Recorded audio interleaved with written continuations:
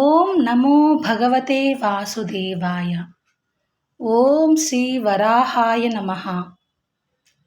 భక్తితో భగవంతుడిని ప్రార్థిస్తే ఆయన స్వయంగా ప్రత్యక్షమవుతాడా? వరాహస్వామి అనుగ్రహం పొందిన అశ్వశిరుని అద్భుత గాథను ఇప్పుడు తెలుసుకుందాం. అందరికీ నమస్కారం. వరాహ పురాణ పవిత్ర శ్రేణిలోకి మరోసారి స్వాగతం. గత అధ్యాయంలో దేవర్షి నారదుని యొక్క పూర్వజన్మ గాథను తెలుసుకున్నాం కదా. ఇప్పుడు 4వ అధ్యాయంలో అశ్వశిరుడు అనే మహాభక్తుడి యొక్క కథను తెలుసుకుందాం. 4వ అధ్యాయం అశ్వశిరుని కథ. ఇలా నారదుడు ప్రియవతుడితో చెప్పిన విషయాలను వరాహమూర్తి భూదేవికి చెప్పగా, ఆ ధరణి సనాతన పరమాత్మ అయిన ఈ నారాయణుడు సర్వత్వం కలవాడో కాడో చెప్పమని అడిగింది. అప్పుడు నారాయణుని యొక్క దశావతారాల గురించి వరాహస్వామి ఇలా చెప్పారు.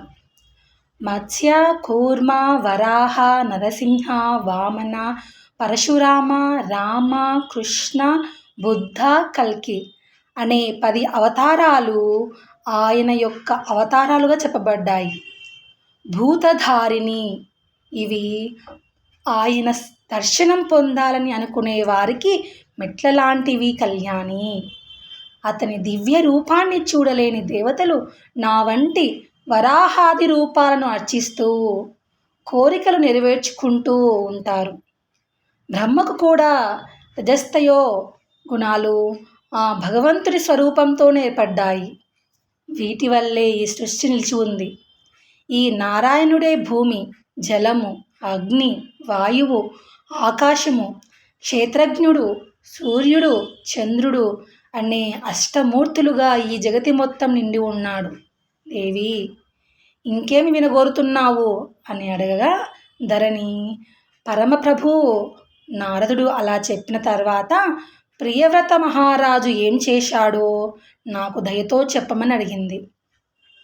అప్పుడు వరాహస్వామి నారదుడు చెప్పిన ఈ వింతను విన్న ఆ ప్రియవ్రతుడు భూమిని 7 భాగాలుగా చేసి తన పుత్రులకు ఇచ్చి తపస్సు చేశాడు.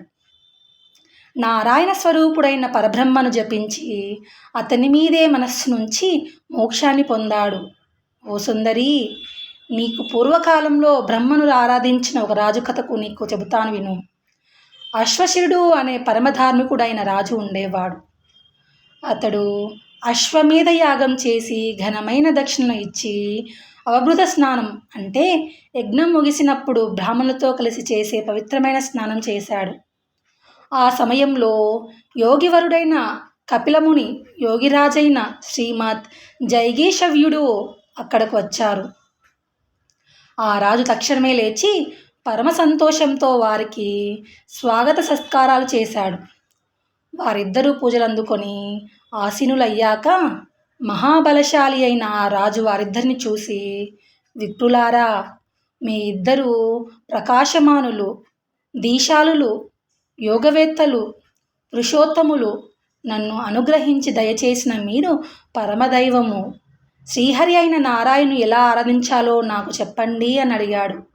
అప్పుడు వారు, రాజా, నీవు నారాయణ గురువు అంటున్నది ఎవరిని? మేమిద్దరము నారాయణము నీ ఎదుట నిలిచి ఉన్నాము అన్నారు. అప్పుడు అశ్వశిరుడు, మీరిద్దరూ సిద్ధులైన బ్రాహ్మణులు, తపస్సు వల్ల మీ పాపాలు దహించిపోయాయి. నారాయణమని మీరు ఎలా అంటున్నారు? ఆ జనార్దనుని చేతిలో శంఖము, చక్రము, గద ఉంటాయి. గరుడునిపై ఉంటాడు. గొప్ప దేవుడు. ఈ భూమి మీద అతనికి సమానమైన వారు ఎవ్వరూ లేరు అని అడిగాడు. ఆ రాజు మాట విని గొప్ప వ్రతములను చేసిన ఆ బ్రహ్మలు ఇద్దరూ నవ్వారు. రాజా, విష్ణువును చూడు అంటూ కపిలుడు స్వయాన విష్ణువుగా, జైగీషవ్యుడు గరుడిగా మారిపోయారు. ఆ క్షణమే గరుడిపై ఉన్న సనాతనుడైన నారాయణను చూసి అక్కడున్న రాజుల సమూహమంతా ఆహాకారాలు చేసింది. అంత గొప్ప కీర్తిగల రాజు చేతులు జోడించి, విప్రులారా, శాంతించండి. విష్ణువు అంటే ఇటువంటి వాడు కాదు. విష్ణువు యొక్క నాభికమలం నుంచి బ్రహ్మ పుట్టాడు. బ్రహ్మ నుండి రుద్రుడు పుట్టాడు. అలాంటి వాడు పరమేశ్వరుడై విష్ణువు అన్నాడు. రాజు మాటలు విన్న వాళ్ళిద్దరూ యోగమాయను కల్పించారు.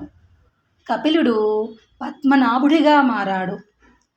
జైగీషవ్యుడు బ్రహ్మగా కమలంలో ఉండి ప్రకాశిస్తూ ఉన్నాడు. ఆయన ఒడిలో ఒక పొట్టి బాలుడు ఉన్నాడు.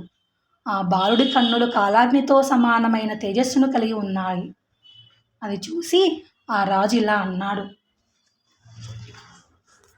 ఆ విశ్వేశ్వరుని చూసేందుకు సాధ్యం కాదు. ఇదంతా యోగుల మాయ అనిపిస్తోంది. శ్రీహరి లక్ష్మీదేవితో కూడి ఉండేవాడు. సర్వవ్యాపకుడు అంటూ ఉండగానే ఓ భూతధారిని అప్పటికప్పుడే ఆ రాజభవనంలో, రాజ్యసభలో అన్ని చోట్ల దోమలు, నల్లులు, పేలు, తుమ్మెదలు, పక్షులు, పాములు, గుర్రాలు, గోవులు, ఏనుగులు, సింహాలు, పులులు, నక్కలు, ఇతర విధాలైన గ్రామ అరణ్య పశువులు, కీటకాలు కోట్ల కొద్దీ కనిపించసాగాయి. ఆ ప్రాణకోటి సమూహాన్ని చూసిన రాజు మనస్సులో ఆశ్చర్యపడి, ఇదంతా కపిలుని యొక్క జైగిష్యుడి యొక్క మహాత్మ్యమనే తెలుసుకున్నాడు. అంతటా అశ్వసేనుడు చేతులు జోడించి భక్తితో ఆ ఇద్దరిని, విజోత్తములారా, ఇది ఏమిటి అని ప్రశ్నించాడు. అందుక మహర్షులు, మహారాజా, విష్ణువును ఎలా పూజించాలి, ఆయన ఎలా లభిస్తాడు అని నువ్వు మమ్మల్ని అడిగావు. అందుకే నీకు ఇది చూపించాము. ఇవే సర్వజ్ఞులైన అతని గుణాలు. ఆయన సర్వజ్ఞుడు, కామరూపి అంటే ఇష్టమైన రూపమును ధరించగలవాడు. ఆయన అంతటా ఉంటాడు. కొన్ని చోట్ల సౌమ్యుడిగా, సుస్థిరపడిగా అంటే కొన్ని చోట్ల సౌమ్యుడిగా, సుస్థిరుడిగా మనుషులకు లభిస్తాడు. ఆయన ఆరాధన వల్ల వాక్కు అర్థవంతమవుతుంది. ఈ జగత్పతి పరమాత్మ సర్వ శరీరాలలోనూ ఉన్నాడు. భక్తితో చూసిన వారికి తమ దేహంలోనే కనిపిస్తాడు, కానీ ఒక్క చోటనే ఉండడు. అందుకే పరమాత్మ అయిన దేవుని రూపం నీకు చూపించాము రాజేంద్ర. మాలో నీకు ఎలా కనిపించాడో అలాగే విష్ణువు నీలో, నీ మంత్రుల దేహాలలో, నీ సేవక సమూహాల దేహాలలో కూడా వ్యాపించి ఉన్నాడు. నీకు చూపించిన దేవతలు, పశువులు, పురుగులు మొదలైన వాటిలో కూడా ఆయనే ఉన్నాడు. శ్రీహరి అంతటా ఉన్నాడని భావిస్తూ ఆయనకు సమానమైన ప్రాణి లేదన్న దృఢమైన భావనతో ఆయన్ను సేవించాలి. మేము నిండైన భావంతో శ్రీమన్నారాయణుడైన హరిని మనస్సులో నిలుపుకొని నీకు ఆయన జ్ఞాన స్వరూపాన్ని తెలియజేశాము. అందువల్ల నీవు పరిపూర్ణ భావంతో నారాయణ గురువుని స్మరించు.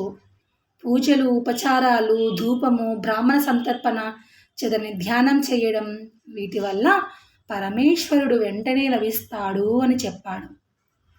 అంతే అండి. వరాహ పురాణంలోని 4వ అధ్యాయము.